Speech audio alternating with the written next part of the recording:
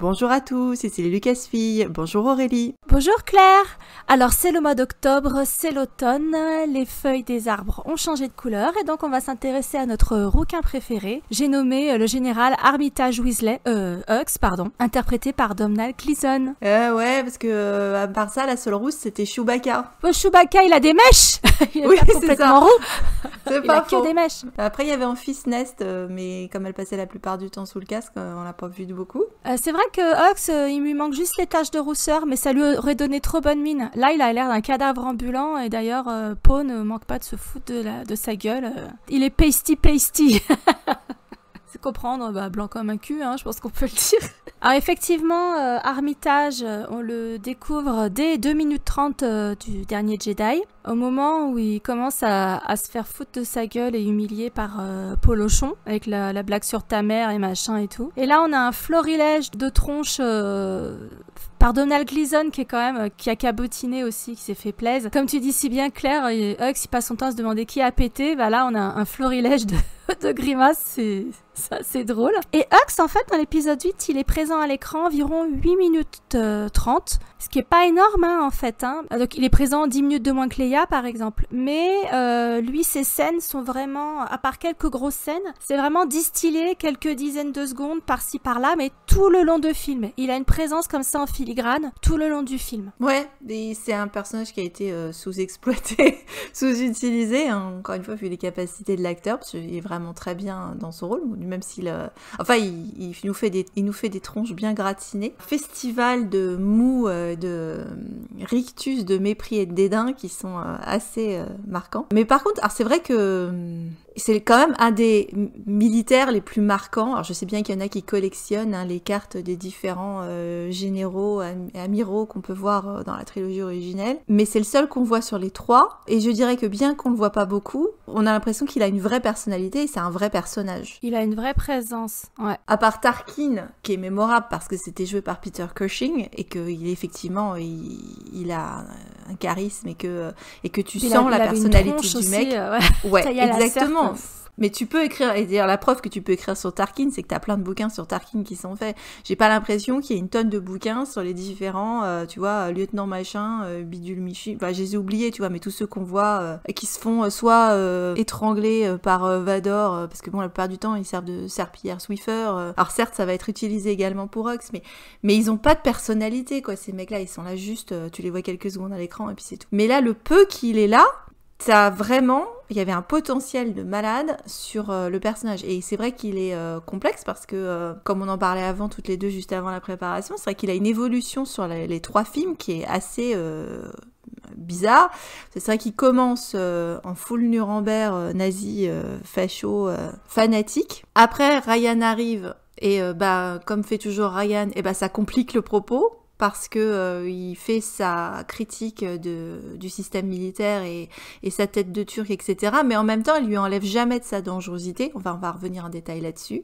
Donc c'était un personnage qui n'était pas juste un gag, bien qu'il y avait des gags qui étaient faits sur lui. Il était loin d'être juste là comme punching bag. Et après arrive le 9, et là, ne reste plus que l'élément de farce. Le personnage a été complètement vidé de sa substance, et en plus est en trahison complète avec tout son arc d'univers étendu qu'ils ont pris la peine d'écrire derrière, et qu'ils nous ont balancé juste avant le film, que ce soit la BD ou les détails que tu peux trouver sur Wikipédia et autres. Il y avait quand même beaucoup de choses très très intéressantes. Je dirais que les auteurs de fanfiction ne s'y sont pas trompés, parce que certains vont se réjouir, parce qu'on sait parmi nos auditeurs qu'il y a des gros fanats de Kyle Hux, de Ginger Flower, etc. Donc on va en parler un tout petit peu. Et c'est vrai qu'il y a un vrai personnage intéressant qui aurait mérité d'être creusé, surtout quand on avait l'acteur qu'on avait qui était très bien. En fait, c'est amusant parce que tu vois, dans l'épisode 8, t'as 2 personnages qui se font traiter de serpents. Kylo, dans le deuxième Force Bond avec Rey. Tu as DJ qui se fait insulter par Rose devant Hux, voilà. Alors que le serpent, le sournois, c'est Hux qui fait ses coups en douce. C'est vrai qu'il a vraiment plusieurs facettes. On va les détailler ensemble, mais soit il passe pour un imbécile fanatisé. Ça, c'est le côté un petit peu, comme tu disais, Ryan qui retourne le côté du nazi fanatisé et qui le tourne en ridicule, quoi. Et ça correspond bien au ton général du film antimilitariste, etc.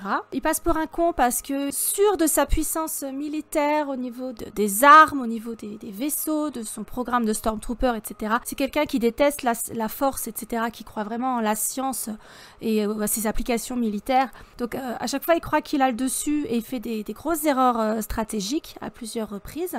Soit il est présenté comme un fou sanguinaire qui a zéro empathie, ou un enfant de 5 ans qui adore tout défoncer. À chaque fois, il est dit feu à volonté, détruisez-le, etc.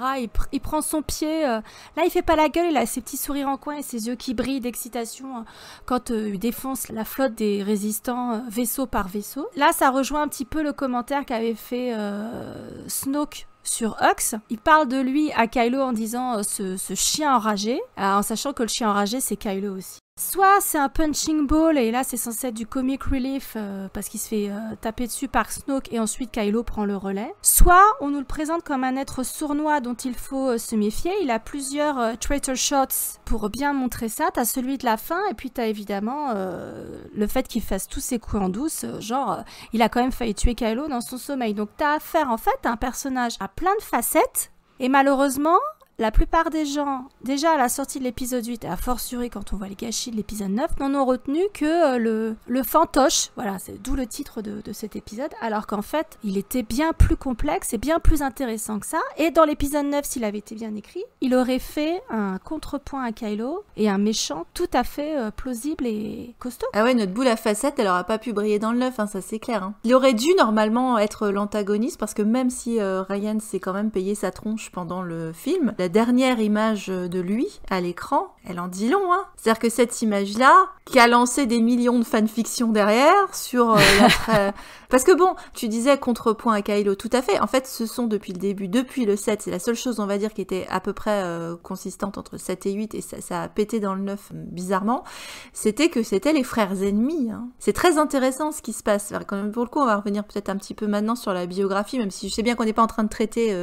du film, mais c'est un contexte qui est intéressant. Alors oui, on peut apprécier le film et on peut parler du personnage de Hux sans avoir le contexte, mais ça amène un sel supplémentaire. Et c'est vrai que leur trajectoire à tous les deux, elle est particulièrement intéressante. Quand tu les vois dans le set, ils sont vraiment, c'est vraiment les deux, les dauphins, hein, qui sont, enfin, ils essayent de devenir le chouchou de la maîtresse, hein, c'est-à-dire de Snoke. Le prince héritier, comme dans les dramas chinois. Exact, j'ai noté, drama chinois, conflit, prince héritier, guerre de camp. Écoute, moi je n'en m'en sors pas. Les dramas chinois ont tout compris, il y a pas moyen, c'est évident si tu veux. Hein. Donc on les voit très bien, tu sais, t'en as un casque noir, t'en as un casque rouge, comme ça tu peux les identifier rapidement, enfin casque rouge, poil de carotte.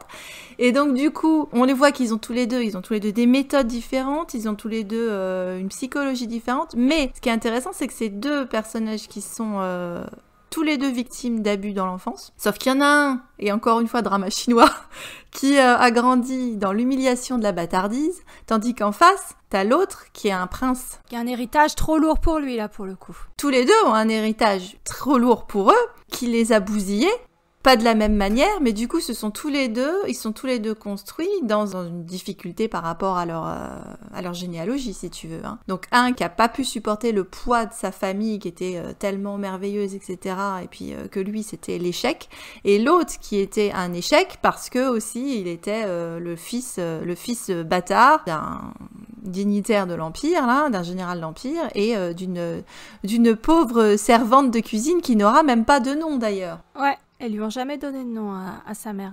Et ça, c'est intéressant aussi parce que quand tu sais que tu commences l'épisode 8 avec Poe Dameron qui a des parents hein, et qui ne sont pas Leia et Han Solo ou n'importe quel Skywalker, je tiens à le dire, mais Poe, lui, il a grandi avec une vraie famille. Et quand il est en train de balancer à Hux au début des phrases sur ta mère, machin, etc., quand tu sais que c'est un gamin qui a grandi dans le fait qu'on passait son temps à lui répéter que sa mère c'était qu'une pauvre servante et qu'il était qu'un bâtard, t'imagines à quel point ça a dû faire mal. Ah bah c'est le bouton rouge. D'autant que Poe délivre le message de la part de la mère de Kylo Ren.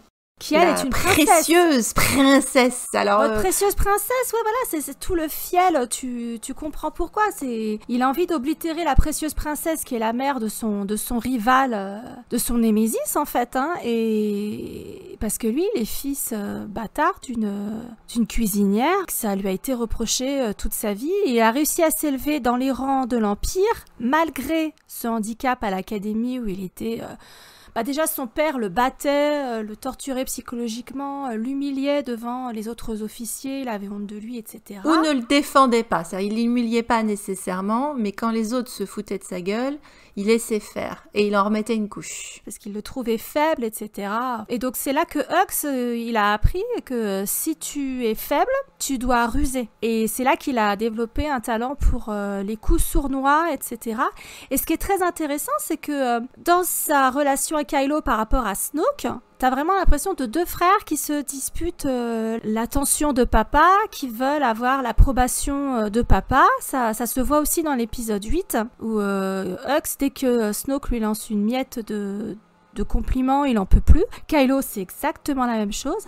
Donc en fait, Snoke, il a très bien compris qu'en les montant l'un contre l'autre, déjà, il se liguerait pas pour le détrôner. Diviser pour mieux régner, oui. Exactement. Donc t'as vraiment l'impression de deux frères ennemis qui se bouffent le nez, qui sont en compétition en permanence. Alors ce qu'on souligne rarement, c'est que Domhnall Gleeson est presque aussi grand qu'Adam Driver. C'est peut-être un des rares personnages dans la trilogie qui est aussi grand que Kylo. Donc il peut littéralement lui tenir tête. Ouais, et dans l'épisode 7, on voit que il se laisse pas impressionner par Kylo. Il lui rappelle sans arrêt que son allégeance va à Snoke et qu'il doit faire passer ses problèmes personnels, savoir son oncle, machin, là, au second plan. Je pense que parce que c'est aussi un des rares à savoir qui il est, ce qui a été confirmé par le comics sur Hux. Quand ils sont tous les deux paumés dans la pampa, là, c'est très bien qui est Ben Solo, en fait. Et donc, du coup, Hux, ouais, c'est le seul qui ose affronter Kylo Ren, qui représente tout ce qu'il méprise, au-delà du fait qu'il vient d'une famille royale, etc., avec un héritage de dingue, ce que Hux n'a pas. En plus, Kylo, il est pas dans la hiérarchie militaire, il est pas vraiment sous les ordres de Hux. Ouais, il a pas... Hein. Et parce que c'est un utilisateur de la force, et la force, comme tous ces trucs mystiques, c'est quelque chose que Hux méprise profondément, même s'il peut pas l'exprimer, parce que c'est la source du pouvoir de Snoke, qui est son leader suprême. Hux est très obéissant vis-à-vis de Snoke. Je pense que de lui-même, il aurait pas songé à le détrôner. La rivalité, elle est bien montrée en plus visuellement depuis le set, où ils se croisent, il y en a un qui rentre, il y en a un qui sort, et chaque fois, ils se font des petits regards. Tu le vois bien dans le 8, hein, le moment où, effectivement, quand tu as dit la première... scène de Salut Trône où Snoke en train de dire que c'est un chien enragé, enfin juste avant, donc t'as Hux qui sort et donc il croise Kylo, il lui lance un petit regard, oui, ouais. Un petit saut du style je suis le chouchou de la maîtresse parce qu'il vient de dire que c'était formidable le travail que j'avais fait. Mais alors ce que j'ai noté, c'est qu'il commence à lui dire, tu te demandes pourquoi je garde ce chien enragé, t'as l'autre, il est à peine dans l'ascenseur, donc techniquement il a dû l'entendre dire ça. Il a dû l'entendre. Ouais. Voilà, en fait, encore une fois, Snoke, en plus, il leur souffle sans arrêt le chaud et le froid. On savait tout le bien qu'on pense de Snoke pervers pépère. Clairement, il est toujours dans une relation avec eux hyper dysfonctionnelle. Bon, il leur fait un compliment, puis une seconde après, il leur dit qu'ils sont qu'une merde, quoi. En fait, il les a tous les deux. Sauf que, bon, Hux, il a probablement les reins plus solides pour ça, parce que lui, il a grandi justement dans un abus permanent, où passer son temps à lui dire qu'il était faible, pathétique, etc. Ça n'est pas le cas de Kylo qui lui s'est mis ça dans la tête tout seul, mais personne lui a dit qu'il était nul et ça. Il a grandi avec a priori de l'amour et de l'affection, enfin en tout cas c'était manifesté pas bien ou pas, mais c'était pas, enfin j'imagine pour Hux le parcours de Kylo doit être une erreur de la nature, parce qu'il se dit mais attends, lui il avait des parents légitimes, il a été désiré, ils se sont des parents influents, des héros, etc. Il a pas été torturé par ses parents et il est devenu ça. En plus tout ce que Hux déteste, c'est-à-dire cette espèce de grand truc massif qu'on peut pas contrôler, qui respecte aucun code de régulation, qui est pas habillé comme les autres, qui a pas les cheveux coupés, c'est pas lui couper les cheveux. C'est peut-être la seule chose que je garderai de positif de la novélisation du 9, parce que c'est vrai que je vois totalement Hux être très emmerdé par cette coiffure de Kylo, parce que lui qui est toujours de la gominée, coiffé vraiment impeccablement, il est psycho-rigide au possible, les vêtements qu'il porte sont très cintrés, très rigides. Il aurait pas détonné dans Bienvenue à Gattaca, le mec, c'est sûr. Hein. Ah non. Non. Ah, écoute, alors c'est parfait que tu lances là-dessus, parce que justement, peut-être qu'on va placer maintenant l'étymologie du nom, parce que j'ai toujours adoré ça, c'est mon dada d'aller regarder, et je pense qu'à chaque fois qu'on choisit un nom, que ce soit conscient ou pas, ça joue. Et alors, si tu regardes du côté de notre Armitage, Hux, alors tu peux pas faire plus british, on va dire déjà, comme prénom et comme nom. C'est pas un nom qui est très populaire, c'est très très blanc de blanc, Armitage. À part que tu penses à Richard Armitage, et là je dis, facteur sexy. C'est plus souvent mais un nom en tant famille, que en fait. Hein. Bah oui, non, ça peut être un prénom, mais c'est un prénom qui est pas très très populaire. Et bon, ça vient du mot ermite, hein, l'ermitage, donc le fait d'être tout seul. Donc pour quelqu'un qui a grandi méprisé par le reste et qui avait pas de mère, on va dire, c'est intéressant. Plus intéressant, le nom de famille, Hux. Ça peut vouloir dire le fait d'être penché, courbé, ça peut penser à hook, le crochet, donc le fait d'être tordu, d'avoir un esprit tordu, où tu peux penser souvent les méchants, par exemple tu penses à Richard III, le méchant par excellence de l'univers shakespearien, et shakespearien se pose pour ce personnage-là et pour Star Wars en général. Donc en fait, le fait d'avoir l'esprit retors, tordu, ça lui va bien. Mais si tu réfléchis un peu plus également, il y a en ancien anglais, ça veut dire insulte, mépris ou dédain. Et si tu vas encore plus loin, Hux, ça fait penser à Aldous Huxley. Aldous Huxley qui a écrit Brave New World, donc le meilleur des mondes. Et là, t'es en plein dedans, parce que le meilleur des mondes, c'est la conception d'un monde ordonné, parfait, etc., régalisé par les machines, la technologie, où tu prends des enfants, tu les mets dans des centres d'incubation et de conditionnement et tu les prédétermines à ce que tu veux en faire. Et ça, c'est tout le programme de notre Huxley. Stormtrooper. Voilà, c'est son programme de Stormtrooper. Un monde en plus où tu supprimes les relations humaines et tu supprimes surtout la viviparité, donc la naissance avec un mère et une père. Pour quelqu'un qui a grandi dans l'idée qu'il était bâtard, il veut faire de tout le monde des bâtards comme lui. Il n'y a plus de bâtardise parce qu'il n'y a plus de parents. Je pense que c'est l'idée à avoir derrière tout son programme. C'est-à-dire psychologiquement, il cherche d'une certaine manière à effacer toute l'humiliation qu'il a pu subir à travers son programme d'ordre et de régulation des naissances, etc. Et c'est vrai que ce programme des Stormtroopers qui lui a été confié par le général Rax, c'est vraiment ce qu'il a propulsé dans les sphères du haut commandement du Premier Ordre. C'est aussi ce qui a fait qu'à un moment donné, on lui a confié le projet de Starkiller. Il faut pas oublier que Starkiller, donc c'était son bébé. C'est un des rares trucs qui a été bien fait dans l'épisode 9, c'est qu'à un moment donné, le général Pride dit oui, ça ferait oublier l'échec de Starkiller. Manifestement, tout le monde dans le haut commandement du Premier Ordre n'était pas d'accord avec ce projet d'étoile de la mort XXL, quoi. Et cet échec de Starkiller, ça lui coûte cher finalement. On s'en rend pas compte dans l'épisode 8, parce qu'on a l'impression qu'il n'y a pas eu de retombée par rapport à sa relation avec Snoke. Mais dans l'épisode 9, ça refait surface, alors qu'il est dans un conseil, c'est la première fois qu'on le voit dans un conseil avec le reste du haut commandement. On avait vraiment la sensation jusqu'à présent que c'était lui, le haut commandement de l'armée, c'est lui qui fait le discours à Nuremberg dans le 7. Il dit à Kylo, non mais vous imaginez que vous allez commander mon armée, celle que j'ai montée, mais pour qui vous prenez, à qui vous croyez parler, etc. Donc il a vraiment rétrogradé puissance 10. Bah, ça c'est mal ça fichu. Tient pas la route. Effectivement, c'est le truc où non parce qu'il devient un ils ont fait mémuse avec la hiérarchie du Premier Ordre, c'est devenu n'importe quoi. Et c'est pas en une année de règne que Kylo aurait pu modifier de façon aussi profonde la hiérarchie du Premier Ordre, surtout après sa prestation désastreuse sur Crate. Bah surtout que c'est la raison pour laquelle il le tue pas, parce que en théorie il aurait pu dézinguer Hux tout de suite, puisqu'ils ont vraiment il y a aucune affection entre les deux, il sait très bien que c'est quelqu'un de dangereux. Il le sait qu'il est dangereux, ouais. Mais il le garde, pourquoi ? Parce qu'il a besoin de son contrôle sur l'armée. Sans Hux, il a pas d'armée. En tout cas, dans l'épisode 8, c'est vraiment présenté comme ça. C'est pour ça qu'il l'épargne. Bah, dans le 8 et dans le 7, comme tu l'as dit, dans le 7, on voit que lui. Il est carrément en position mégalo, machin, tu vois, avec son Starkiller avec un œil rouge, tu vois. C'est pas, pour le coup, c'est plus Huxley, mais Orwell, donc je vois tout, je vous vois de l'autre côté et je peux détruire les mondes. C'est ce qu'on trouve d'ailleurs dans le dictionnaire visuel. Le destructeur de mondes, c'est lui, encore une fois. Ceux qui arrêtent pas de nous dire que Kylo a détruit le système osnien. Je sais pas quel film vous regardez, mais regardez le 7, encore une fois. On voit bien que Kylo est pas avec lui à la manifestation de Nuremberg, qu'il est pas content au moment où Hux dit qu'il veut utiliser Starkiller et qu'il est temps de faire joujou avec sa machine. Lui, ça lui plaît pas, et c'est même marqué dans le scénario. Donc, je vais te dire, il y a aucun doute là-dessus. Et c'est lui le génocide. C'est lui qui suggère à Snoke de s'en servir, et Snoke dit « Ah bah oui, tiens, on fait ça ». Ok. Parce qu'il voulait utiliser son joujou. Je te dis, dans l'épisode 8, il y a des moments où c'est un enfant de 5 ans qui a les yeux qui brillent à l'idée de tout dégommer, en fait. Il aime la destruction. C'est le joujou extra qui fait crack boom Bah, c'est-à-dire que c'est la seule chose qui peut l'exciter dans la vie, hein, c'est de tuer des trucs. Hein. Il a aucune. Alors je sais bien qu'après on va pouvoir parler de sexualité avec les. Et en fait, il en a pas de sexualité. Il est justement hyper psychorigide. Comme le fait qu'il soit très blanc, très machin. Enfin, je pense qu'il y a eu un côté. Je dirais pas qu'il y a un côté androgyne qui est mis en avant, mais un peu quand même. Tu vois, le fait qu'il soit complètement enfermé dans son idéologie fanatique et le fait qu'il gomme d'une certaine manière le genre. Tu vois, Phasma qui est quand même son éminence grise, bah, faut savoir que c'est une femme, quoi. Parce qu'il l'appelle Phasma, ou Capitaine Phasma.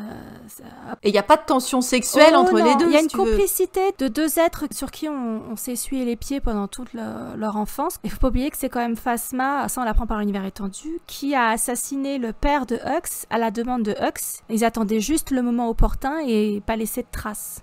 Hux, voilà, c'est pour ça qu'il est dangereux. C'est un genre de méchant qu'on avait pas tellement vu dans Star Wars parce que celui qui faisait ses coups en douce, c'était le Mastermind, c'était Palpatine. Hux, il a pas du tout la carrure d'un Palpatine, il est pas aussi intelligent qu'un Palpatine, mais il est dangereux quand même. Il est dangereux. C'est lui le serpent venimeux qui attend dans l'ombre et qui va vous tomber dessus au moment où vous y attendez le moins. Et Kylo le sait. Il le sait parce que bon, il le pratique depuis des années, il l'a vu faire. Je pense qu'il est vaguement au courant de ce que Hux et Phasma ont traficoté. En plus, Snoke lui dit « Tu te demandes pourquoi je maintiens un tel chien enragé à un poste de pouvoir pareil ?» Sous-entendu, bah, toi aussi, le chien, c'est aussi un commentaire sur Kylo, toi aussi tu es un chien enragé et je vais aussi me servir de ta faiblesse. En l'occurrence, là, c'était Rey. C'est pas un chien enragé, c'est un golden retriever. C'est un labrador chocolat. Voilà, c'est tout.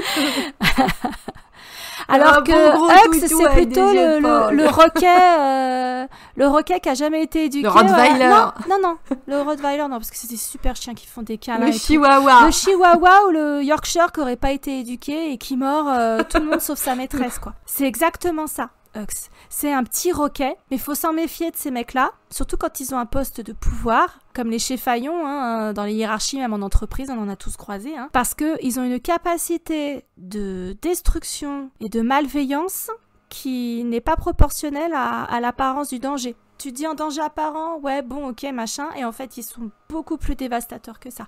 Et Hux, c'est exactement ça. Et c'est comme ça qu'il aurait fallu l'exploiter dans l'épisode 9, mais pas en disant « c'est moi l'espion, je veux juste que Kylo Ren perde, comme si on jouait au baby-foot, quoi. » Le mec, il a monté une armée, il a biberonné à la mamelle de l'Empire, et puis ensuite du Premier Ordre, etc. Il est fanatisé à mort.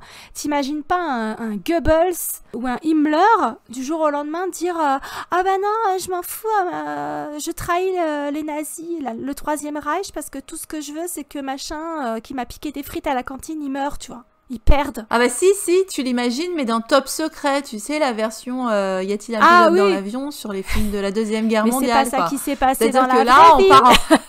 Bah non, mais là on part en grande vadrouille, là, c'est pas c'est le fait qu'il copine d'un coup avec ces gens qui méprisaient quand même, parce qu'encore une fois, que ce soit dans le 7 ou dans le 8, c'est ce qui le caractérise, et c'est même dans son nom, c'est la morgue, le dédain et le mépris. Hein. Et donc d'un coup, il est là, c'est moi l'espion, on est copains. Enfin, ils sont là, limite, ils vont se taper dans le dos. Alors je sais bien que il a fait copain avec Oscar Isaac dans un autre film, mais là quand même, faut pas déconner, quoi. Je veux dire, là, ce type qui a quand même massacré des tonnes de personnes, des milliards de personnes, d'un coup, c'est limite, il allait l'embarquer dans le faucon avec eux, si tu veux. Et après, on nous dit que Kylo peut pas avoir de rédemption. Le truc entre Kylo et Hux, c'est que Hux, à aucun moment, il a été rachetable, ce mec-là. Parce qu'il veut pas se racheter. Ah si, dans la fanfic. Ah, dans la fanfic. Mais purement dans la fanfic. Mais pas dans le canon, ça c'est sûr. Mais non, pas dans le canon, il était pas prévu qu'il soit racheté. Il était clairement prévu qu'il devienne the big méchant, hein, parce que normalement, on n'aurait pas dû ressortir Palpatine du saloir. Donc il pouvait devenir, on partait vraiment sur un réalisme, on va dire, qui était la question de la machine de guerre. Faire une métaphore là-dessus, on pouvait partir là-dessus. Il y a deux termes que Ryan utilise à propos de Hux dans le 8 que je trouve intéressant. Alors, il y a celui que tu en as mentionné déjà plusieurs fois, que tu as rappelé Aurélie, qui est celui du chien enragé, parce que c'est une métaphore qui file plusieurs fois. Donc, par exemple, toute sa technique là de tracker, qui a un nom, c'est l'initiative Tarkin. Donc, en plus, tu as tout le lien avec encore sa manière très intelligente et pas fanservice du tout, dont Ryan rien de faible. Bon, c'est pas mentionné dans le film de toute façon, c'est dans le dictionnaire visuel, ils ont décidé de faire ça, donc ça, on voit pas, mais donc c'est l'initiative Tarkin.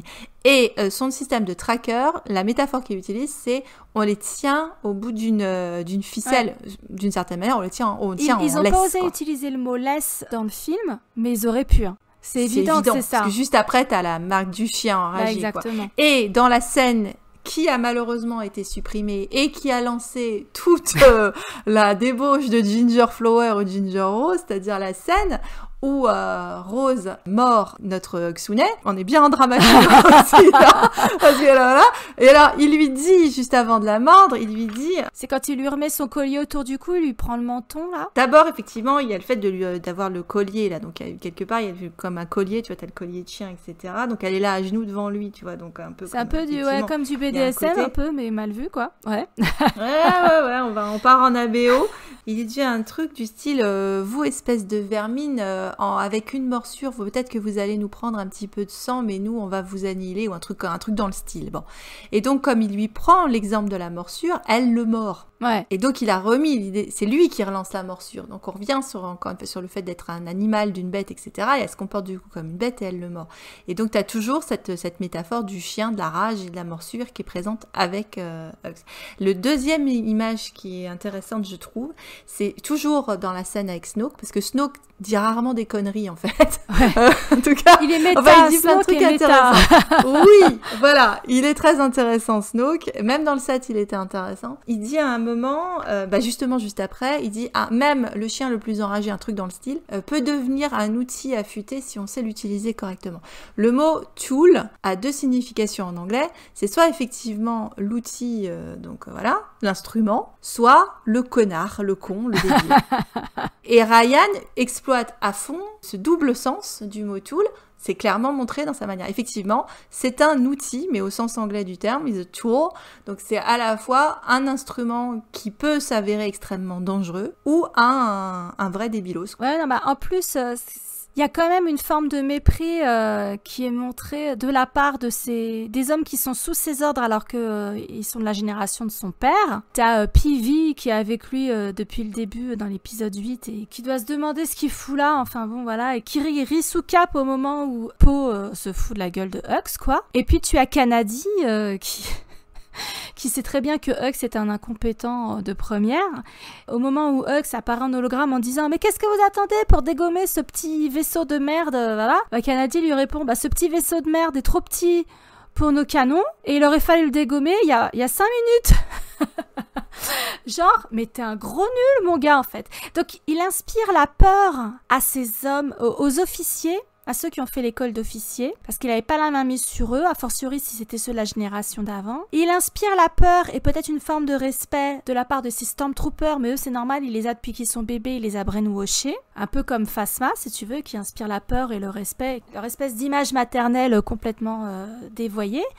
Mais les vieux de la vieille et les officiers, etc., ne le respectent absolument pas, parce que quand il est à la passerelle, il prend très rarement de bonnes décisions. Le seul moment où il va faire preuve d'un esprit stratégique et de calme, etc., c'est pour le mettre en contraste avec Kylo sur Crate, où il lui dit Supreme Leader, ne vous laissez pas emporter par vos émotions, machin, parce que lui, il a flairé le piège. C'est le seul moment où il se montre vraiment un bon stratège, et Kylo, bien sûr, ne l'écoute pas. Je pense que c'est plus destiné à montrer que Kylo a complètement perdu le contrôle, plus une petite blague parce que Hux se fait valse dans une console, quoi, que pour montrer que Hux, à ses heures perdues, peut être un bon stratège, parce que tout le reste, il a pris des décisions militaires complètement conne. Ça montre qu'il résiste quand même malgré son apparente docilité envers, parce qu'il n'a pas le choix, envers Kylo.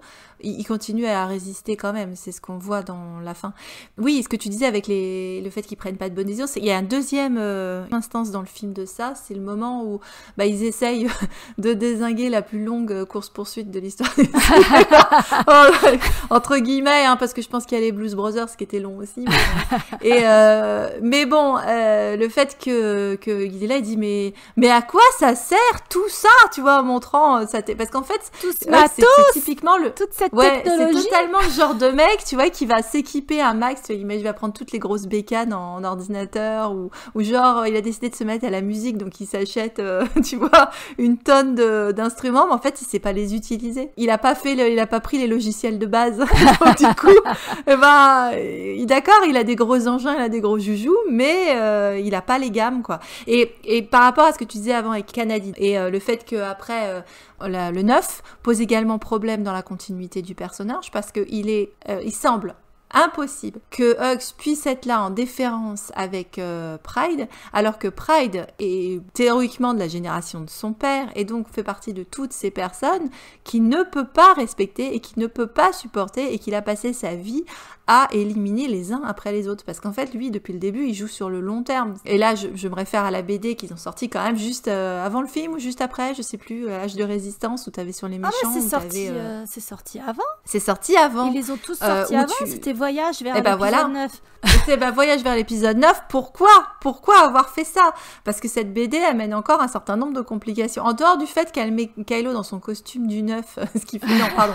Kylo dans son costume du 8, ce qui fait que je ne comprends pas la continuité avec le réveil de la force. Mais bon, passons à ce truc-là. Tu vois quand même qu'il dit à la fin, quand il dézingue celui qu'il avait emmerdé quand il était enfant, donc ça boucle la boucle de la BD, puisque ça commence avec un flashback de lui enfant, et ça se termine, il tue enfin un de ses tortionnaires de son enfance, et il dit « Je suis patient, moi, j'attends mon heure pour vous tuer tous, je vais tuer tout le monde me sous-estime depuis le début, et je vais vous montrer de quoi il ressort. » Donc tu pouvais t'attendre à ce que le 9 aille dans cette suite-là.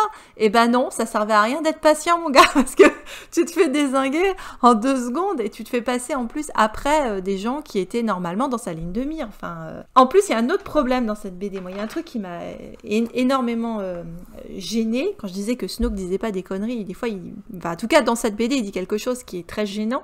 C'est-à-dire, à la fin, il y a encore un entretien entre Kylo et Hux dans le visuel du réveil de la Force avec Snoke en Gollum là et puis Kylo avec sa tenue du réveil de la force. Bon. Et il lui dit un truc, Snoke, il lui dit: les gens qui ont été victimisés deviennent souvent des créatures vicieuses, mais ils n'oublient jamais d'où ils viennent et ne pardonnent jamais. Quand tu sais que c'est dit à Kylo qui a été victimisé par Snoke, dire que ça devient une créature vicieuse qui n'oubliera jamais, ne pardonnera jamais, et qu'on sait que normalement on devait partir sur un axe de rédemption, les gars, et que donc les deux finalement meurent et se font dézinguer, un pour le gag, l'autre parce qu'il faut qu'il se sacrifie parce que machin, et tu te dis non mais putain, mais arrêtez quoi. Et si j'ai noté quelle horreur quoi dans la marche quand j'ai revu ça, parce que alors, admettons que tu donnes pas, parce qu'effectivement, et là aussi on repart sur les dramas chinois, faut toujours que tu aies un méchant qui permet de faire ressortir l'autre, tu vois, donc celui qui va être acheté. Donc du coup, effectivement, Hux,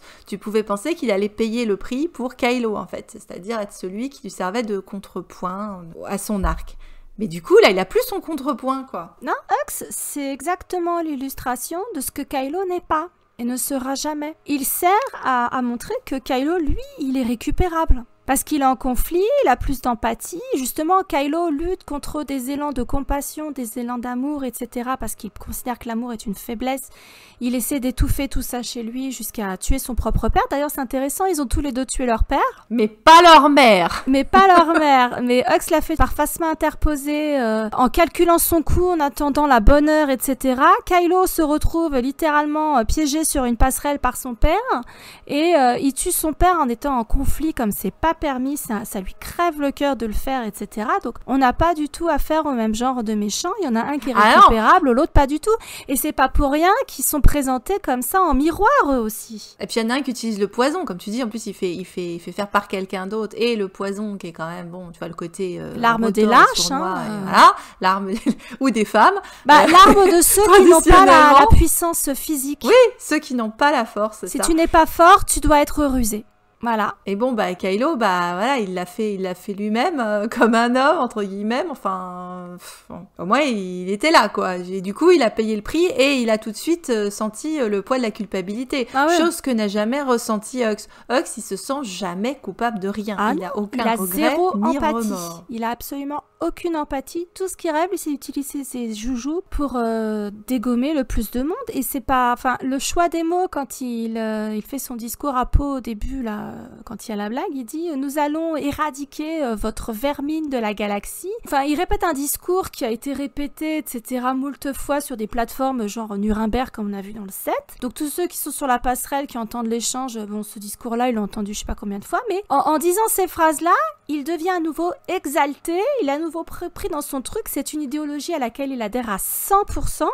Il prend son pied à l'idée qu'il va massacrer des gens, qui va utiliser ses joujoux pour massacrer des gens. Il prend son pied. Et il va alterner comme ça pendant tout le film de « je me sens en puissance, je prends mon pied, on va tout casser, j'ai l'œil qui brille, la truffe au vent, tout ce que tu veux, voilà, c'est super ». Genre vraiment le chien de chasse qui a flairé l'odeur du sang, quoi, il en peut plus. Et puis les moments de déconvenus où il se rend compte que Poe se fout de sa gueule, que Holdo, elle va faire sa manœuvre dans l'espace, il avait rien vu venir, machin, etc. Où là, il a toutes ses mous, tout ce florilège.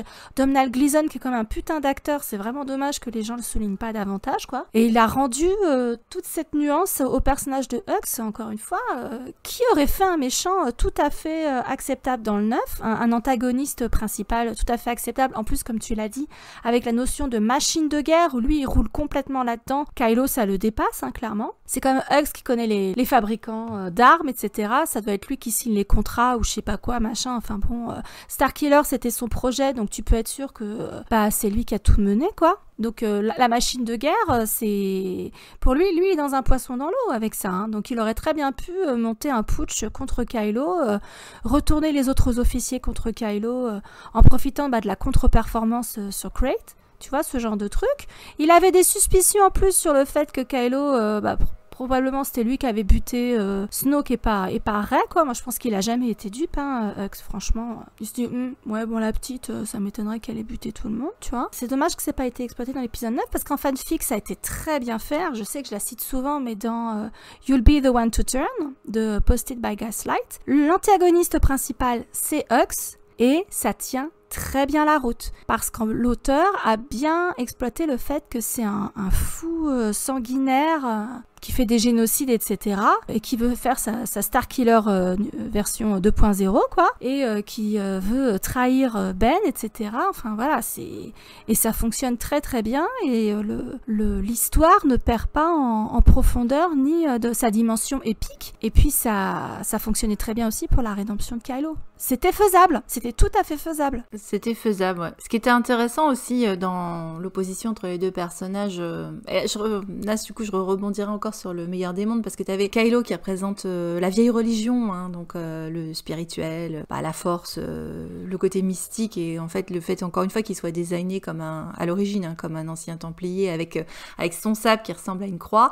Tu peux repenser aussi dans le meilleur des mondes au fait que dans le monde qui est décrit technologique, etc., t'as supprimé les religions. Ouais. Que ça fait partie des choses qui sont vues comme des choses sauvages, si tu veux. Et bon, c'est un livre qui est inspiré de La Tempête, et tu sais, de faire un moment qu'on dit qu'il faut qu'on fasse un truc sur Shakespeare. Ah ouais. Ça va sortir. Un jour, ça va sortir, ne vous inquiétez pas. L'année prochaine, ça va venir. Voilà, on est pratiquement rendu au mois de décembre avec nos projets. Donc là, on va finir par arriver à le caler. Mais clairement, si tu penses à La Tempête, où Kylo se positionne plutôt dans un mélange entre Ferdinand et Caliban, en à la fois entre c'est sa double étiquette Ben Solo Caliban qui pourrait jouer là, c'était intéressant aussi.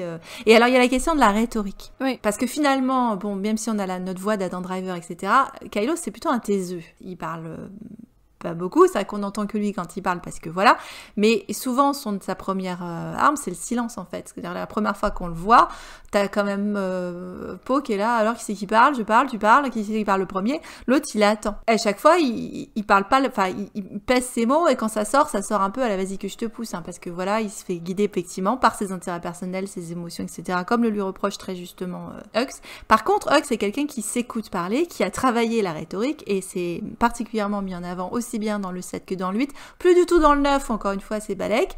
Mais dans le 7 et dans le 8, t'as des utilisations d'allitération avec des magnifiques roulages de R et de P, des fricatives et des occlusives. Le travail sur Your Precious Princess. En fait, il y va à fond dans la théâtralisation et le shakespearien classique, théâtre classique, avec des anaphores, avec des utilisations de rythme cadencé, avec il fait nous allons vous exterminer, vous oblitérer, vous annihiler. Enfin, il y a vraiment une construction de son discours qui est du discours rhétorique, encore une fois, de chez Fayon, dictateur, etc. de base, mais la plupart des dictateurs s'appuient justement sur l'utilisation du discours et des mots. C'est l'arme la plus dangereuse du monde, la rhétorique. Bah oui, alors après, lui, je suis pas sûre qu'il le fasse très très bien.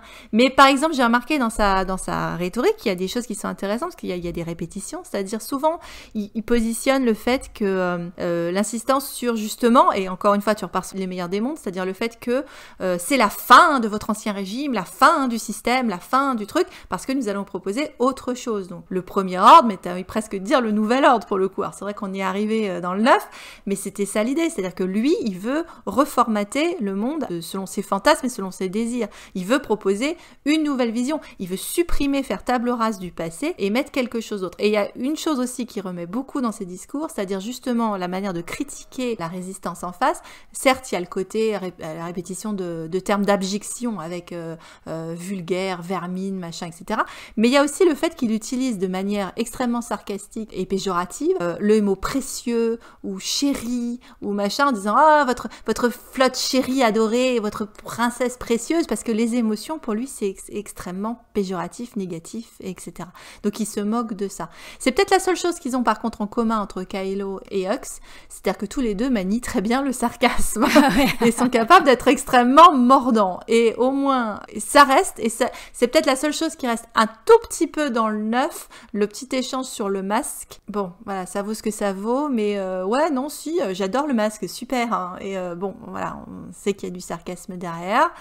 Peut-être la seule chose qui demeure un petit peu, et c'est vrai que le mordant, on le voit jusqu'au bout, hein, même quand il a été soumis à Kylo. Oui, parce qu'à un moment donné, quand Kylo demande à ce que tout le monde tire sur Luke, donc déjà, Hux se tourne vers lui, genre, mais il est fou, c'est quoi cette décision? C'est quoi cet ordre à la con? Et puis, à un moment donné, c'est lui qui dit, bon, c'est bon, ça suffit maintenant, et après, qui fait arrêter le tir de barrage, quoi. Et il se tourne vers Kylo, qui s'est écroulé dans sa chaise, et lui dit, vous pensez que vous l'avez eu, là?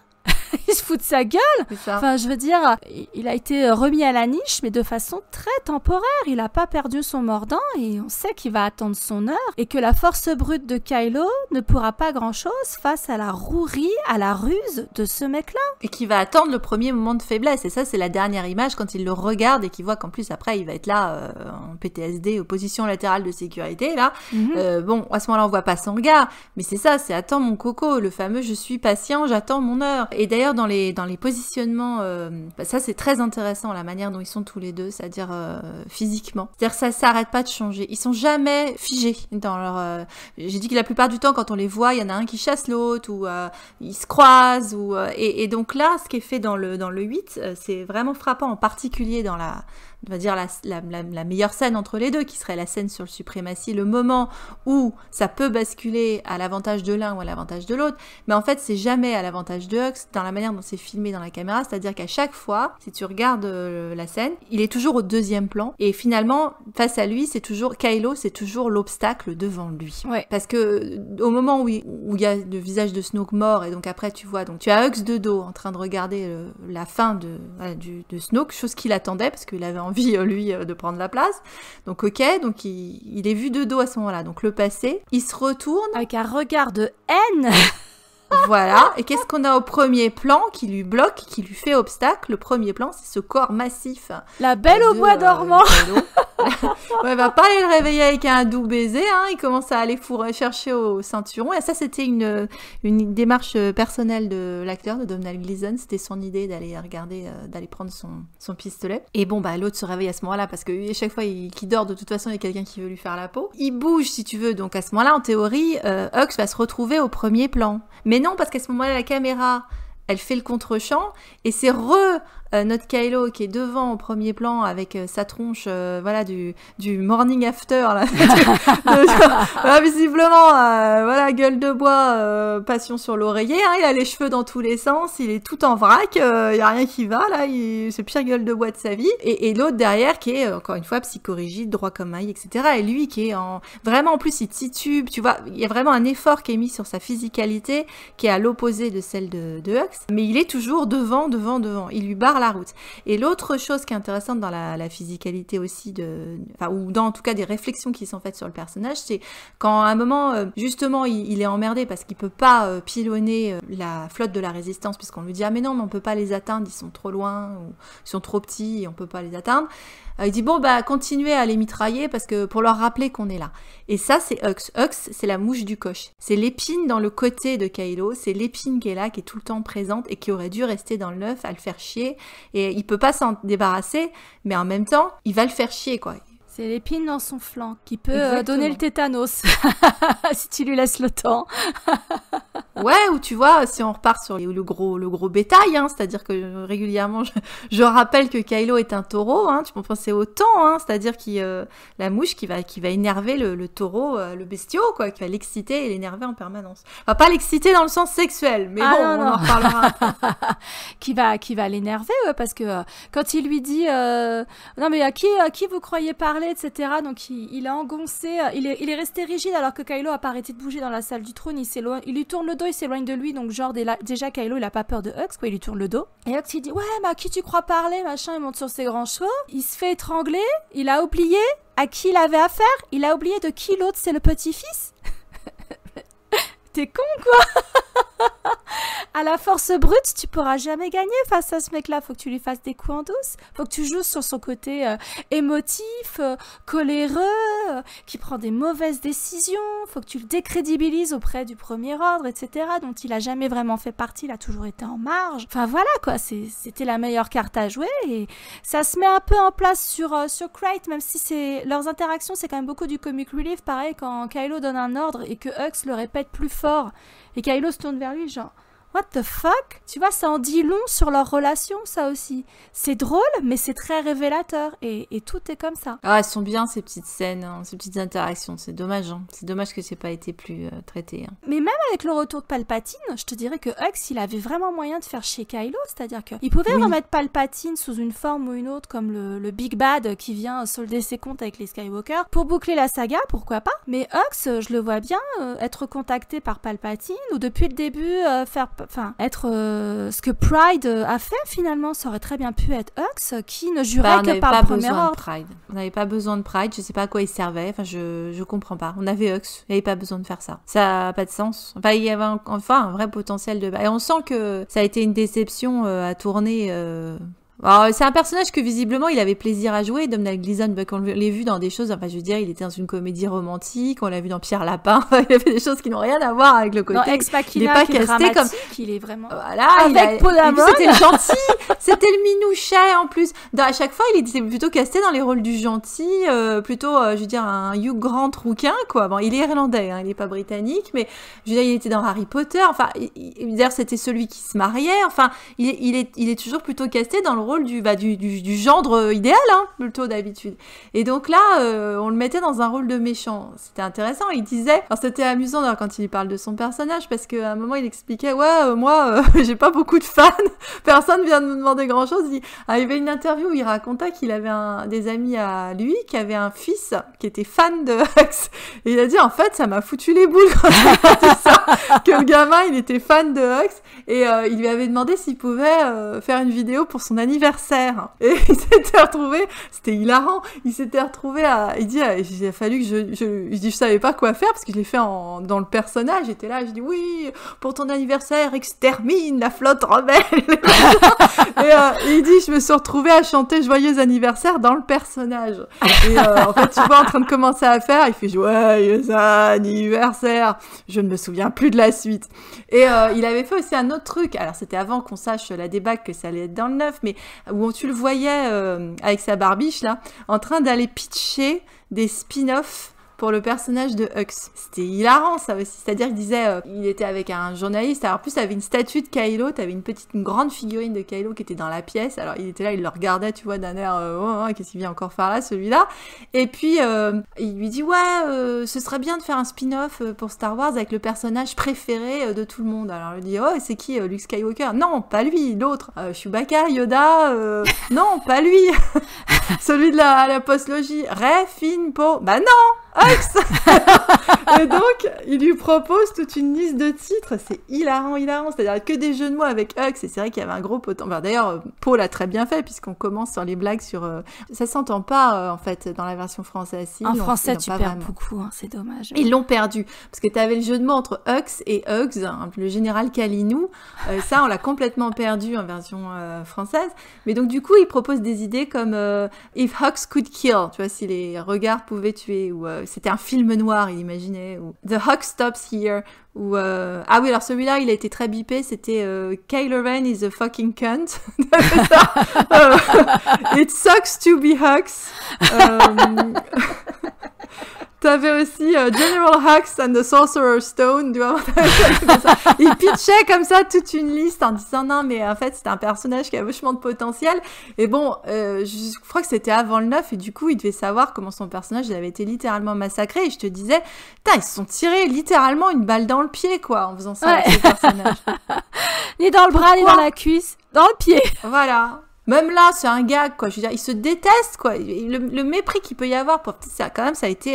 il faisait partie de son programme, quoi. Et c'est son échec. C'est-à-dire que c'était le premier échec qu'il avait, finalement, Hux. Le fait qu'il y ait un de ses soldats, de son programme de reconditionnement, qui, finalement, ait été le grain de sable dans la machine. C'est un échec majeur pour lui. Et il se retrouve face à ce truc, et on a l'impression que c'est deux potos qui vont aller boire une bière, quoi. Attends, non, mais c'est... C'est vrai que le problème des Stormtroopers, regarde quand...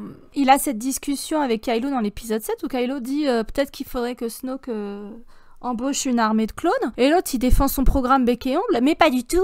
Mes hommes sont exceptionnels. Ils ont été formés depuis la naissance. Voilà. Ils sont surtout doués en haute trahison et tout. L'autre, il leur met une couche, bien sûr, Kylo. Et puis c'est Phasma qui l'exprime quand elle revoit Finn, quand ils se battent dans le 8, en disant « T'es un bug dans la machine ». Ouais. Hux aurait très bien pu tenir le même propos, en fait. Parce que les Stormtroopers, c'est son programme, c'est son bébé. C'est ce qu'il a propulsé, encore une fois, tout en haut du commandement. C'est ce que tu viens de dire dans sa rhétorique aussi. C'est sûr qu'à un moment, il dit à Kylo, dans le set, avec ses intérêts personnels, mais en fait, il est extrêmement personnel, Hux, dans sa manière de gérer ça. Parce qu'il utilise beaucoup, il a un ego quand même surdimensionné, qui va avec sa super machine de Starkiller. Encore une fois, il cherche à compenser quelque chose.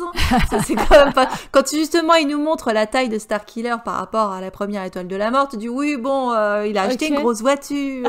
Ouais, exactement. Et donc, en fait, quand tu regardes sa rhétorique, il est sans arrêt en train d'utiliser je, mon, ma, mes. Il se positionne tout le temps en disant moi. C'est un mégalomane. Mes hommes, mon armée, etc. Mon programme, c'est son armée. Alors, il l'a sans doute pas monté tout seul. C'est le seul haut gradé qu'on voit pendant 2 films. Et d'un seul coup, dans l'épisode 9, il est à la table avec tous les autres et il a plus voix au chapitre. Ça tient pas la route. Non, ça tient pas. Que Kylo ait essayé de l'isoler parce qu'il a bien senti le danger, c'est un fait, mais je pense que Kylo était en position de faiblesse par rapport au haut commandement, par rapport à Hux, même si Hux, quand même, avec ses décisions militaires, on a perdu Starkiller, on a perdu le Dreadnought, et on a perdu le Suprématie, c'est-à-dire les 3 plus gros vaisseaux les 3 plus gros trucs de la flotte du Premier Ordre, quoi. Que coup sur coup, le mec, il est quand même... il a une grosse déconstruction dans le truc. Parce qu'effectivement, ça commence, comme tu dis, le premier échec. Il a perdu Phasma aussi. Alors, Snoke, ça l'arrange.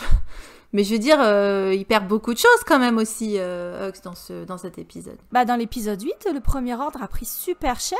Déjà dans la fin de l'épisode 7, et puis quelques jours après l'épisode 8, ils auraient pas dû avoir cette puissance de feu dans l'épisode 9. Si c'est passé une seule année, faut pas déconner quand même. Il fallait repenser leur système, etc. Ils auraient dû être en crise, pas dans les proportions de la résistance qui a été quasiment balayée, mais ils auraient pas dû être en position de force à ce point-là, où t'as l'impression qu'il s'est rien passé, ils reconstruisent des vaisseaux.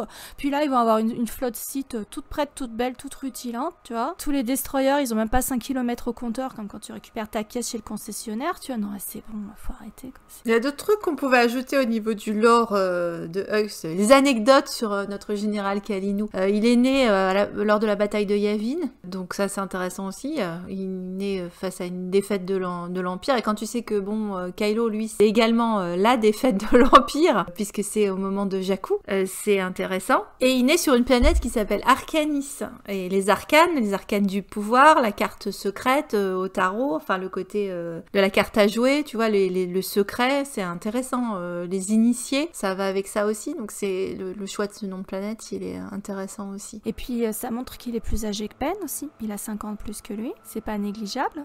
Bon, même si dans leur tête ils ont 5 ans tous les deux, parce que c'est deux gamins qui défoncent tout, l'un avec son sabre, l'autre avec ses gros joujoux, sa technologie, machin. Mais chacun à sa façon, c'est deux geeks en fait. T'en as un, c'est un geek de la vieille religion, des reliques, des machins, etc. De la calligraphie, des archives impériales. Bah, c'est deux geeks quand même, mais tu vois, c'est le bibliothécaire et le nerd, quoi. C'est deux types de nerds différents, quoi. Ouais. C'est-à-dire celui qui aime les vieux bouquins, la fantaisie et les jeux de rôle et les machins, et puis l'autre, il est plutôt juste à collectionner les ordinateurs, les jeux vidéo. Ouais, et puis avoir la dernière console, et etc. Ouais. C'est pas le même genre de geek, mais c'est des nerds immatures tous les deux, en fait. Bon, sauf qu'il y en a un qui va se trouver une nana. Mais... et donc là, on va peut-être pouvoir parler de la fanfic. Peut-être que c'est le moment de le passer. On sait qu'il y en a qui attendent. Il y en a qui ont la bave aux lèvres depuis tout à l'heure. Alors bon, c'est-à-dire que Aurélie et moi, on n'est pas forcément bien initiés au secret de Kylox et Ginger Rose, Ginger Flower, mais on sait que ça existe, hein, et je dois dire qu'on le respecte toutes les deux, parce que il y a une différence, on va insister là-dessus, sur le fait, depuis le début, nous quand on parle de Reylo, c'est-à-dire nous on parle de Reylo parce que ça n'est pas un chip, c'est le canon, et en chip, moi personnellement, tu ships ce que tu veux, j'en ai rien à faire, je veux dire, voilà, j'encourage même, la fanfiction c'est génial, c'est un moyen d'explorer, tu veux dire, tu peux faire tout ce que tu veux, tant que t'es pas en train de faire l'apologie de la pédophilie, etc., franchement, chacun fait ce qu'il veut, quoi. Et on parle de relations entre adultes, c'est pas gênant. Alors, donc on a effectivement Kylox, et donc la relation entre Kylo et Hux, qui est très populaire, et qui a même été longtemps même plus populaire, j'ai envie de dire, sur le plan de la fiction que Reylo, même si ça a fini par revenir au-dessus. Alors, on n'est pas du tout dans le canon, qu'on soit clair, mais néanmoins, bah ça a ses fans, et aux dernières nouvelles sur AO3, il y avait 10 557 fanfics consacré à Kylox. Alors c'est pas rien. Et alors comme pour Reylo, j'ai envie de te dire qu'il y a de tout, hein, il y a à boire et à manger, c'est-à-dire que tu as aussi bien des choses qui sont fidèles au canon que des univers alternatifs, et t'as autant du fluff que du BDSM, que du machin, donc il y a vraiment de tout. Alors ce qu'on évoquait juste avant de commencer à enregistrer, c'est que Kylox, au sortir de l'épisode 7, ça peut carrément le faire dans le sens où leurs interactions, elles sont... C'est un concours de coq en fait. Hein. Ah, c'est un concours de bites, dis-le en anglais. tu pas concours de cocks. Non, c'est un concours de bites, de kékettes, de bistouquettes, de ce que tu veux, voilà. Et donc, cette rivalité, cette haine peut très bien être exploitée en tant que relation amour-haine entre les deux. Sexualité réprimée, etc., ou qui finit par s'exprimer pleinement. Moi, ça m'est arrivé de commencer des fics Kylox, et c'était bien écrit au niveau des échanges. Ça pouvait...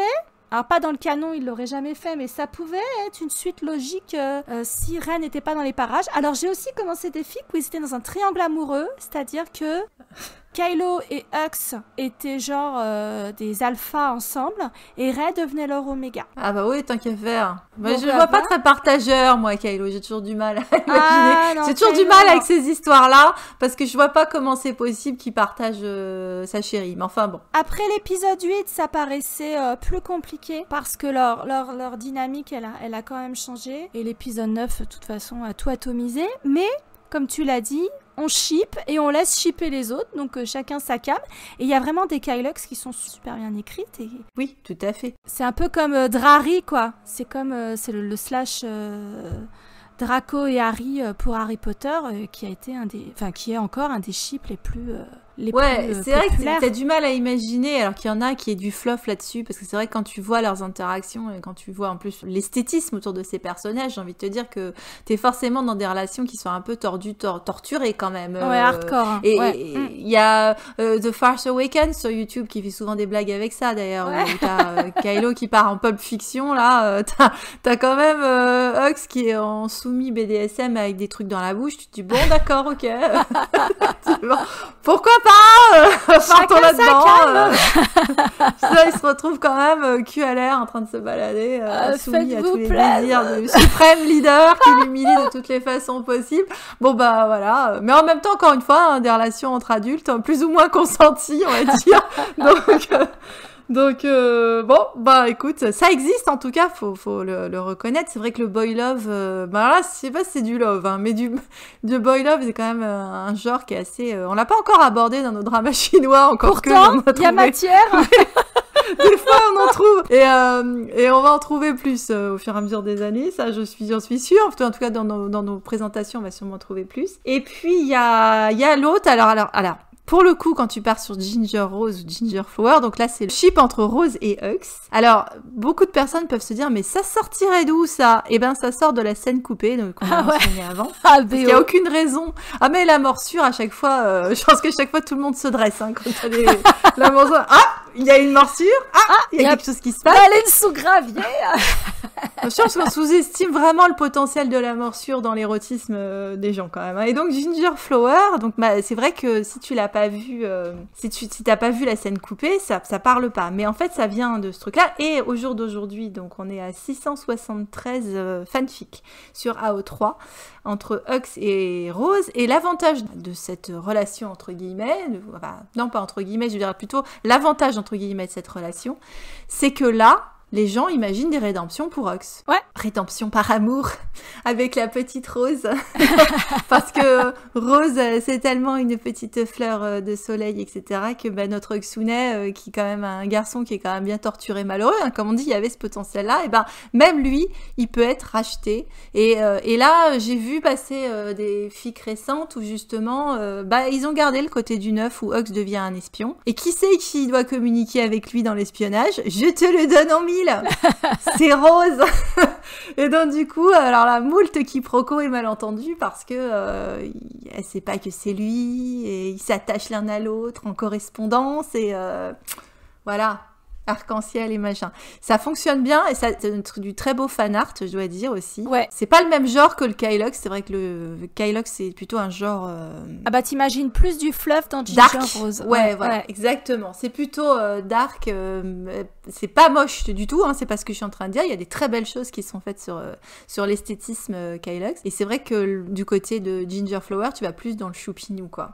Et ça permet de réintroduire un autre personnage qu'on n'a pas mentionné, Millicent. Oui, j'allais parler d'elle. Qui aurait humanisé Hux quand même. Ah ouais. Et ouais. Il avait un chat. À la base. Alors, il avait un chat. Alors, ça vient d'un tweet de février 2016 de Pablo Hidalgo, qui à un moment blaguait sur la cendre dans laquelle Kylo posait son masque dans le réveil de la force. Et donc, à un moment, il a tweeté en rigolant, en fait, c'est la litière du chat de Hux qui s'appelle Millicent. À partir de là... Le fandom qui est capable du pire comme du meilleur, hein, parfois, est donc capable du meilleur, s'est emballé et a fait tout un système, effectivement. Alors, c'est jamais devenu canon, hein, le chat, mais en fait, clairement, si vous voyez... Elle est dans le premier dictionnaire visuel, dans celui de Force Awakens. Elle y est? Millicent est dans le dictionnaire visuel de The Force Awakens. Ah, mais elle a été pas coupée au montage. Ah mince, ah oui, donc ça aurait dû devenir canon. Vous voyez, il y a encore une opportunité. Probablement ils n'ont pas voulu l'humaniser, mais effectivement notre rouquin, il avait un chat rouquin, donc une femelle en plus, et on l'imaginait avec ça effectivement en train de mon petit chaton d'amour. Et donc effectivement, il y a plein de fan art et il y a plein de fanfics qui parlent de Millicent, le chat. Alors j'ai envie de dire aussi le chat, nous on dit que ça humanise parce que nous on aime bien les chats, hein, mais tu peux aussi partir sur le méchant. Les méchants méchant, le Spectre, ou même le méchant dans Inspecteur Gadget, qui ont des chats, ou qui a été repris aussi, comme ça je vais pouvoir caser Austin Powers par Dr. Evil. Il a son chat, son Sphinx, qui a pas de Sphinx, ouais, Sphinx. Là, Millicent, t'as été bien fluffy. Oui. C'est un grand classique. Quand même. Ou dans Cendrillon, parce que souvent Disney n'aime pas les chats, à part quand c'est les aristochats, mais c'est vrai que souvent les méchants, ils ont un chat dans Disney. Tu penses à dans Cendrillon, à et puis les siamois dans La Belle et Clochard. Nous sommes siamois de père fils. Exactement. Saloperie. Et moi j'avais lu une fic où Ben Solo est un psychologue, et en fait il essaie de faire des régressions à Rey, et ils se rendent compte que ils ont vécu ensemble, enfin c'est des vies leur vie antérieure était de l'épisode 7 et 8 à l'époque, et Hux il est maqué avec une humaine qui s'appelle Millicent, qui aime beaucoup le thon et qui ronronne. D'accord, oui, bien sûr. Oui. Et c'est sa femme, c'est la réincarnation de son chat, mais c'est sa femme c'est un univers alternatif, c'est essentiellement du Relo, mais donc du coup ils ont réussi à tourner ça en chip entre Hux et son chat Millicent, qui est devenue une humaine, c'est pas de la bestialité, je vous rassure tout de suite, mais voilà. Mais c'est vrai que ça l'aurait humanisé que le chat soit là, quoi. Ça aurait été bien. Mais en même temps, je comprends qu'il soit pas resté dans le canon, je vais te dire pourquoi. Parce que pour quelqu'un qui adore que tout soit propre, impeccable, ordonné, un chat ça fout des poils partout et ça te fout le bordel. Donc je pense pas qu'il aurait pu tolérer d'avoir un chat dans ses quartiers, parce que c'est vrai que le peu qu'on sait sur lui par les dictionnaires visuels, il boit son thé hyper amer et tout, ça lui permet peut-être d'avoir sa gueule de dégoûté en permanence. C'est vrai qu'il a toujours une tête qu'on a l'impression qu'il est en train de respirer s'il y a quelqu'un qui a pété à côté de lui, tu sais. Donc, c'est un peu ça. Et je dirais qu'il est également, c'est logique qu'il soit... d'ailleurs, Domhnall Gleeson l'a dit, pour lui, c'est quelqu'un qui aime l'ordre. Le fait est qu'il parle que de ça. Il veut arrêter avec le désordre. Et donc, quelque part, il y a une justice poétique au fait que Snoke, quand on le voit apparaître dans le vide, parce qu'on n'a pas parlé de cette scène, le transforme en Swiffer humain ou en serpillière humaine. Pour nettoyer la passerelle, d'ailleurs, et t'imagines comment ça a dû être dur pour lui sur le plan, lui qui a encore une fois qui a servi, d'ailleurs quand on le voit dans la BD, on lui demande de nettoyer ce qu'il a renversé par terre, limite il faut qu'il le lèche ou qu'il le nettoie.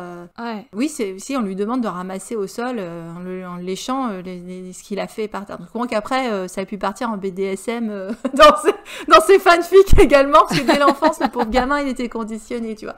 Mais histoire d'eau, tu vois, histoire pour notre pauvre Hux, qui est d'ailleurs né sur une planète de pluie, j'ai pas dit non plus, Arcanis c'est une planète où il pleut tous les jours, donc c'est tout à fait histoire d'eau pour lui, vraiment conditionnement. Bah ouais, non, c'est vrai que un chat, ça aurait foutu de la litière. Un chat, il aurait pas, non, il aurait fallu qu'il passe la serpillière tout le temps derrière et la litière, etc.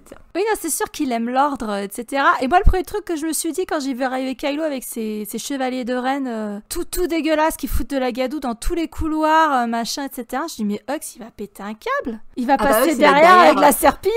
Les patins. Vous avez oublié les patins, ouais. Pour que ça en plus c'est toujours sur face miroir. Ouais. J'étais là, je fais Kylo, t'exagères, c'est encore un truc pour faire chier Hux, quoi. Tu fous de la gadoue. Non mais ça va. Je pense que le chat, ça va aussi pour le coup avec le commentaire entre les relations entre Kylo et lui, parce que c'est vrai qu'à ce moment-là, ce que j'ai dit avec que c'est un labrador chocolat, tu vois, c'est vrai qu'il y a le côté l'espèce de chien fou. Pour le coup, ça serait plutôt Kylo, le chien fou, qui va mettre, comme tu l'as dit, de la boue sur les tapis, etc., et le sol propre. Et puis notre rouquin qui est un chat, quoi. Ils s'entendent comme chien et chat. Ouais. Et puis le cliché du côté sournois du chat. Alors nous on a des chats, les chats sont pas spécialement sournois. Enfin non, pas spécialement. Bah il y en a, mais il y a des chiens qui sont cons aussi. Ils sont pas tous des fidèles amis. Non, ils sont pas tous des protecteurs. Non, absolument pas. Mais le chat qui a ses griffes, tu vois, qui rentre ses griffes, ça va aussi avec son design de costume. Bon, chose encore une fois que tu n'as que par le dictionnaire visuel, on tient à le dire, mais parce qu'il cache dans sa manche, il cache des dagues et des trucs comme c'est précisé également sur le dictionnaire visuel. Il a un côté hyper traître, genre un Médicis de la Renaissance ou un Borgia ou. C'est le blond vénitien qui te fait dire Borgia Médicis, c'est pour ça. Ouais, peut-être, je sais pas, mais ouais, il aurait pas dépareillé dans une cour où on s'entretue. Même dans Game of Thrones, il aurait eu sa place, ce mec-là. C'est comme un Littlefinger du pauvre en fait, parce qu'il est pas assez intelligent, mais encore qu'il a quand même réussi à se hisser jusqu'au Par contre, du coup, tu vois, c'est moche parce que ça refait quand même de la stigmatisation pour les roux, quoi. Parce qu'à une époque, le rouquin, c'était forcément, enfin, c'est associé à Judas, c'était le traître. Ouais, Judas Iscariote, enfin, je veux dire, ouais, c'est ça. Hein. C'est ça. C'est le roux, le traître, et c'est pour ça qu'il y avait une stigmatisation des roux en disant que c'était forcément des sorciers. Si t'avais les cheveux roux, c'est que t'avais couché avec le diable, ou que ta mère avait couché avec le diable. Bah, t'en parles au passé, mais les rouquins se font encore martyriser à l'école aujourd'hui, hein. Il y a encore des superstitions. Ça se trouve, le Domhnall, il a beau être irlandais, ça se trouve, il a pris très très cher à l'école. Ou je sais pas, en plus, comme c'est un fils d'eux, parce que quand même son père, Brendan Gleeson, c'est quand même un putain d'acteur hyper connu et tout. Brendan, d'ailleurs, et le père de Hux s'appelle Brendol. Ouais. Ils sont peut-être allés chercher du côté du vrai papounet, hein, je me pose la question. Et au-delà du fait qu'ils ont joué dans Harry Potter tous les deux, ouais, les rouquins, ils prennent cher encore aujourd'hui. Bah oui. C'est vrai, et du coup, d'avoir fait finalement ce vilain traître, machin, méchant, etc., et de l'avoir mis comme un roux... Est-ce que c'est pas un clin d'œil aussi à la race aryenne Parce que c'est vrai qu'à Nuremberg, etc., les vrais Nuremberg, enfin Hitler, il était brun, petit, machin, Goebbels, on se demande ce qu'il était, lui, enfin voilà. T'avais pas beaucoup de blondinets sur les podiums, par contre, dans l'armée, t'en avais plein, etc. Est-ce que c'est aussi pour renforcer cette espèce de discours néo-nazi Bah ouais, mais à ce moment, ils auraient dû prendre un grand blond aux yeux bleus, si tu veux, hein. Là, ils ont pris un grand roux aux yeux verts, ça marche aussi, hein. Bah oui, de toute façon, c'est pour faire le côté blanc de blanc, hein, mais... Bon, si on soulève la question, hein, ni toi ni moi on est rousse, mais je constate. Parce que c'est vrai qu'en face, du coup, t'as Adam Driver avec son grand pif, son visage bizarre, un peu Picasso, période déstructurée, il est brun aux yeux noirs, etc. Donc c'est vraiment pas du tout... Ils sont caucasiens tous les deux, et ils sont grands tous les deux, mais là, même au niveau du gabarit, ils sont pas du tout taillés pareil, quoi. Domhnall, il fait beaucoup plus freluquet, même s'il est musclé, il a une carrure et tout. Et en face, bah, Adam Driver, c'est notre frigo, hein, comme d'habitude, donc ce sera l'occasion de le refoutre à torse-poil. Il gâche rien. Ça manquait. Ça manquait. Vous demandiez comment on allait réussir. Écoute, essaye de me trouver un torse-poil de Domhnall pour faire plaisir aux fans de Kylox quand même à côté. Ouais. Il n'y a pas de raison. Torse-poil, je vais essayer de vous trouver ça. Parce qu'il n'y a pas de raison, il faut faire plaisir à tout le monde. Et puis, roux is beautiful. Est-ce que je peux glisser pour Ginger Rose une super photo de Kelly Marie Tran hyper lookée sur un tapis rouge? Oui, ça marche. Mais tu me mets un peu de roux is beautiful, ce serait bien aussi. Ouais, ok. On fait ça. C'est logique. Alors, vous me direz qu'on a pris beaucoup de tangentes et qu'on n'a pas forcément analysé des scènes, mais si on en a parlé de certaines scènes, mais je pense qu'il fallait quand même vraiment beaucoup reparler de... Enfin, je sais pas si tu es d'accord, Aurélie, mais il fallait qu'on reparle du personnage et de tout ce qui a été apporté sur... Parce que c'est un personnage qui, effectivement, a été sous-estimé, sous-évalué. Et... Bah, c'est le parent pauvre, hein, même sur les autres chaînes Relo et machin, ou sur... C'est un peu celui qui passe systématiquement à la trappe dans la nouvelle trilogie, parce que les gens le prennent pas au sérieux, etc. D'où la menace fantoche. Ouais, il a l'air d'un fantoche, mais c'est une vraie menace, le mec. Bah c'est devenu un fantoche à cause du 9, j'ai envie de te dire, surtout. Ouais, parce que dans le 8, Ryan, comme souvent, il jouait sur tous les tableaux. Il en faisait un punching bag, il en faisait un objet de blague, etc. Mais il en faisait aussi une fouine traîtresse qui attend son heure, une menace potentielle à prendre très au sérieux, quoi. Puis dans le 9, c'est complètement passé à la trappe. Quel crève-cœur pour l'acteur, franchement, c'est... Ah bah la fouine, c'est bien que tu le dises, parce que ça rappelle son affiliation avec la famille Weasley dans Potter, hein, puisque du coup, c'est leur symbole, hein, c'est leur patronus quand même, la fouine. Donc du coup, effectivement, c'était le petit furet, la petite belette qui attendait de pouvoir. Et d'ailleurs, c'était le personnage qui épousait Fleur de la cour. Oui, donc Ginger, la rose, tout s'explique. Et qui s'intéressait au dragon. Kylo, c'est quand même le dragon de Snoke. Ouais, tout se recoupe. Quelque part, tout se rejoint, mais c'est vrai qu'entre lui et Kelly Marie Tran, d'ailleurs, c'est un des rares qui a systématiquement pris sa défense en disant que ceux qui s'en étaient pris à l'actrice, c'était des trous du cul, des morons, et ils s'entendaient très très bien, les deux acteurs. Et dans l'épisode 9, entre Rose et Hux, qui ont été encore plus massacrés que les autres, voilà. J'aime bien, moi, l'idée que Ginger Rose leur redonne la vedette et leur redonne un peu leur lettre de noblesse à ces deux personnages. J'aime assez cette idée, tu vois. Bah, ce que je disais avec le fandom qui est capable du pire comme du meilleur, c'est-à-dire que voilà, il y a plein de gens qui finalement ont compris qu'il y avait des vrais personnages et qui sont allés proposer des histoires autour d'eux et qui ont montré que non, on n'était pas coincé dans un couloir avec l'histoire de Rian Johnson et qu'il y avait plein de choses à en faire. Et si vous aviez décidé de pas le mettre rose avec Finn, et ben effectivement, pourquoi pas la rédemption du grand méchant. Et ouais, ils ont perdu l'occasion d'avoir... Parce que, bon, on va pas dire que c'était un beau personnage, mais c'était un bon personnage de méchant. Un beau personnage de méchant en devenir. Le genre de personnage que t'adores détester, quoi. C'est tout. Et pour le coup, il est bien incarné et il y avait un potentiel avec, encore une fois, quelques minutes, comme tu l'as souligné, Aurélie, au début. Il n'y a pas grand-chose à se mettre sous la dent. Mais comme d'habitude, dans tout ce que Rian Johnson nous donne dans ce film, le peu que tu te mets sous la dent, ben, tu dégustes. Ouais, c'est du caviar. C'est toujours ça. Mais ils auraient dû lui laisser son chat parce que quand même, Rose, l'amie des bêtes... Ah ouais. Elle aurait surkiffé Millicent, tu vois. Ah bah ouais, tu vois, il y avait elle le se chat, serait mise dans la poche direct et Hux, il aurait dit toi, je sens que tu vas me sortir un fanart, tu vas me sortir un fanart Rose Hux Millicent, toi. Je sens que ça va être... Oh ben non. Je lance plutôt un appel à nos abonnés, puisqu'il y en a qui ont un talent de dingue. Peut-être que... ces personnes peuvent nous dessiner un fanart avec la famille recomposée, Hux, Rose et Millicent. Voilà. Oui, puis on va également inciter nos auditeurs qui sont... je sais qu'il y en a au moins une, mais il y en a certainement plus qui sont fans de Kyle Hux ou même de Ginger Rose, etc., de nous mettre en commentaire des recommandations peut-être pour nos abonnés, pour nous-mêmes, hein, puisqu'on a visiblement des lacunes à ce niveau-là, de fanfic ou de fanart. Encore une fois, faites-vous plaisir, hein, partagez dans notre communauté Lucasfilm les meilleures pages ou les meilleurs arts qu'on peut trouver autour de ce personnage de Hux, à qui on espère avoir redonné, je ne sais pas si on peut lui dire qu'on lui a donné des lettres de noblesse, mais en tout cas, il faut lui leur donner un peu de crédibilité, qui a été bien mise à mal par l'épisode 9, mais bon, qui n'a pas pris cher dans l'épisode 9, j'ai envie de te dire. Ah bah, par BB8 et... C'est 3PO. C'est 3PO. Voilà. C'est 3PO, on s'en sort. C'est peut-être le seul, ouais. Donc sur ce, on vous laisse. On vous dit au mois prochain pour l'avant-dernière très richeur du dernier Jedi. Ah oui, mais alors tu sais qu'on est déjà en train de nous réclamer la saison 2.